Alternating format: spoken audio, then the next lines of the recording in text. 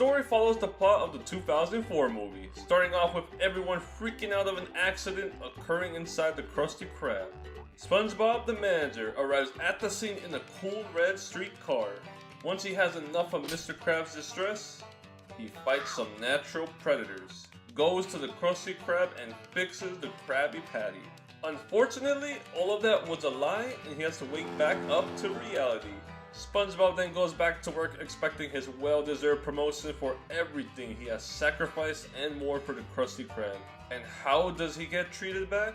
He loses the promotion to a guy who doesn't even want to work there or try to work even. Disappointed and feeling like his whole life was wasted, he goes and gets drunk off ice cream. Meanwhile, Plankton watches his competitor build another restaurant right next to the first one. Getting frustrated by his lack of success, he gets into a fit of rage.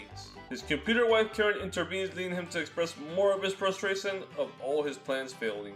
After hearing Plankton talk of going through all his plans from A to Y, Karen questioned, what about Z? Plankton, the genius who doesn't even know the alphabet completely, then looks at his Z folder and finds the perfect plan to overcome his past failures and succeed. Plankton proceeds with the plan by first stealing King Neptune's crown, while he is busy talking to Princess Mindy. Then frames Mr. Krabs for the criminal act against the king and makes it almost impossible to retrieve it by selling it to a vendor in Cell City.